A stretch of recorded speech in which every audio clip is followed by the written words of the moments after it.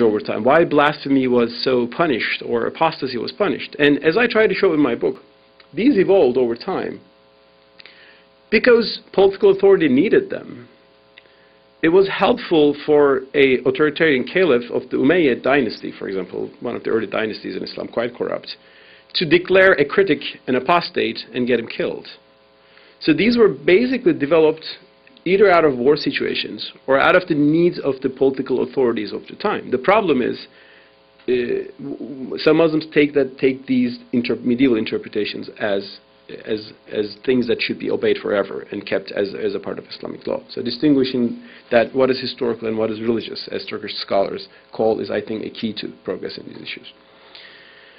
Now, when you make all these arguments to fellow Muslims, what do you face? Like, what do I face? Well, there are people who are convinced and, who support these views. And there are many reformists in the Muslim worldview who are making these arguments. And some people are convinced and some people are not convinced.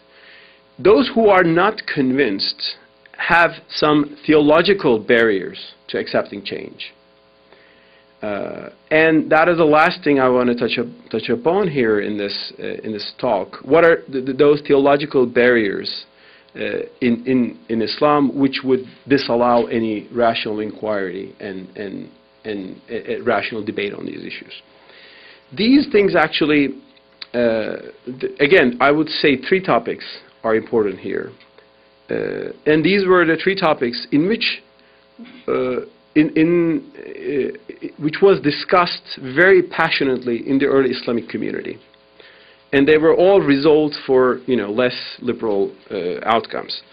The first issue, the first discussion in the early Muslim community was the issue of free will versus predestination. Do we humans have free will, or are they predestined by God? The second was, can we use reason, or should we be dogmatic in our approach to religion? And the third one was whether we can be pluralistic in religion, or is there only one way of understanding religion? And these discussions were actually quite related with each other. On the first issue, the free will issue, and I think that's very important in understanding how Islamic thought evolved, and I try to show that in my book. In the early century of Islam, a group of theologians emerged and they said, in Islam, there is free will. In other words, God gave us free will so that we can choose between right and wrong. And that's why God punishes or rewards us in afterlife. Since God is just, God would not punish or reward us for no reason, and that's the reason, why we have free will. There was another school of, these were called the Qadaris, and ultimately they evolved into another school called the Mu'tazila, the rational school of Islam. But the people who opposed this, called Jabriya, which in Arabic means literally enforcement, they said, no, God enforces everything on us. So we have no free will. We just do what God tells us, and everything is written for us.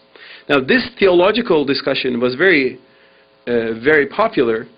But what ultimately determined the end of the debate was not theological arguments, but the political authority. The corrupt sultans of the Umayyad dynasty, they realized that the predestination argument is better for them. Because if everything is predetermined by God, then the rule of the Umayyads is predetermined by God too, as well. So they said, we are on the throne because God willed so, so nobody can oppose us. That's why they favored the predestinarians against the free will scholars, and actually had got them executed, a few of them, for blasphemy and apostasy again, as you can think. So this is just an example of how the political authority intervened in an early debate in Islam and sided on one of them and left a mark on Islamic thought.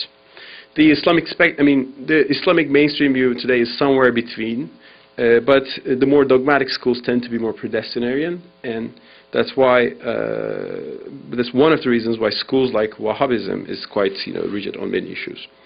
Now, a continuation of this debate, free will versus predestination, was the question of reason.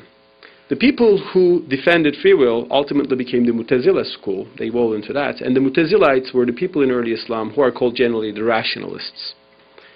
They were called rationalists because they basically said, well, revelation is from God, of course, the Quran, but reason is also from God. So our reason is a blessing of God. So we can both use revelation and reason together find the truth. by accepting reason, they also accepted that Muslims can learn from other people who use their reason, like the Greeks. You know, that's why they didn't have any problem reading Aristotle and taking some of his ideas, because we all thought, well, since reason is a God-given faculty, the pagan Greeks, whose paganism we don't share, had some good discoveries, so we can maybe learn from them. Now, at the other end of the school was the Hanbali school, spearheaded by Imam Hanbal, who said, no, reason leads astray. Reason is a device of the devil, so you should not reason about anything. And he said, we should simply take revelation and the prophetic tradition, the hadiths, and that's the bulk of the Sharia basically, without questioning how. That term, without questioning how, bila kayfa in Arabic, actually became his motto. So this was a school which did not allow any reasoning in any of these issues. And there was this big, what I call the medieval war of ideas between these schools. And the political authority shifted from one to another, but ultimately the political authority chose the dogmatists, the more rigid school, and suppressed and even got killed, some of them, the rationalists. So the Mu'tazila school was really wiped away, and the standard view became the dogmatic school. Although there has been a spectrum, and in the Sunni tradition, particularly the Hanafis kept reserved some of the traces of the early rationalists. But the Hanbali school, which was most dogmatic and which didn't allow any reasoning, in the modern age became popular again because it was revived in the 18th century by a particular cleric in Saudi Arabia, Ibn Wahhab, and that is what is today known as the Wahhabi school in Islam. And that's today, for example, that's why the reason why when you go to Saudi Arabia and when you want to reason about religious issues, you're not simply welcome to reason about them. And I noticed that, like, again, this year I was in Mecca and visiting the Holy Kaaba. My tour guide said, you can pray at this point in the Kaaba and that point in the Kaaba because we have traditions, hadith, saying that Prophet prayed in these two particular places. I said, well, maybe he prayed everywhere. How do you know? Do I have to find a justification in tradition saying that he did this and he did that and that I can do only that? So that's one way of looking at Islamic law. Similarly, the Saudis, it's notoriously now in the West, do not allow women to drive. And there are various reasons for this. But one reason is that there is a saying, again, attributed to Prophet Muhammad, which says, do not send the woman alone to the desert. Now, Saudis say this is written this way, so we will implement it. Now, a theologian in Istanbul, who is now actually the head of the Turkish Directorate of Religious Affairs, explained to me once a few years ago, well, the Prophet said so because there were bandits at the time between Mecca and Medina, and they were attacking every caravan, and if there were women alone, they would just go and do all the terrible things to them. So it was just a thing about the conditional situation there. But if you think this is written this way, and we will obey this without questioning how, then you create these very dogmatic positions. And positions, again, like which threaten individual freedom and also religious freedom as well. But if you look at the more rationalist school Islam, actually you can find many ways to reform these injunctions and rules in Islam because you understand their contextuality. Now, a third debate in early Islam, which was again also very important, was the debate, the confrontation, if you will, between the Muslims who believed in pluralism and the Muslims who believed that monism, that only their way is right. And this emerged out of the first civil war in Islam between Ali and his opponent Muawiyah, the fourth caliph, and Muawiyah, the governor of Syria.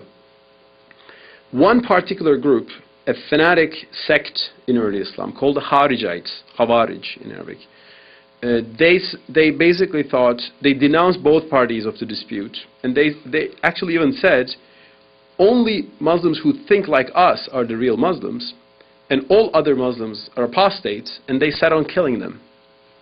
So this is the first terrorist movement in the history of Islam. A very marginal movement which died out, and I should also say that. It was a very, probably that's the thing with today's Islamist terrorists. That's their destiny, as I understand and I hope.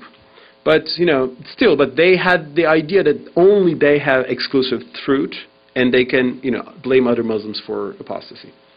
Now, at the very end of this, the other end of this discussion, there was another school, which is my favorite in early Islam. They said, well, how do we know who is right? They referred to a particular verse in the Quran, which says, God will decide between you among the things that you disagree in this world, in the afterlife. So God in the afterlife will tell who's right and wrong.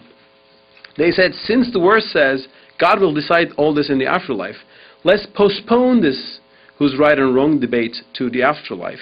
And that's why they were called the postponers, murjia in Arabic. And I was quite struck to read that the same reasoning that, disagreements between different sects and schools should be postponed to afterlife in the work of none other than John Locke, the British philosopher, in his letter concerning toleration, which was written 1,000 years after the Murji'ites. John Locke, in his, again, letter concerning toleration, said, there are different churches in England. Who knows which one is ultimately right? God knows, so let's allow God to decide later. Now, if you take that line, you can easily basically say, well, all different points of view in Islam, as far as, they say God exists and, Muhammad is messenger, the basic motto, are Islamic, and, they can exist. And that will really save you from a lot of, authoritarian elements within Islam, the persecution of different Islamic sects, the persecution of the Islamic intellectuals who question the status quo, and so on. And also it is important here to note that, from a religious perspective, the postponer's idea is a very modest idea, a very humble idea, and I would say a very religious idea. That it's based on your weakness in the face of God. That God is only ultimately the only arbiter, the only judge, and as a humble servant of God, I just am modest and I just do what I do. I just follow what I know is right, but I understand that people can have different paths. Whereas the idea that you will impose your version is very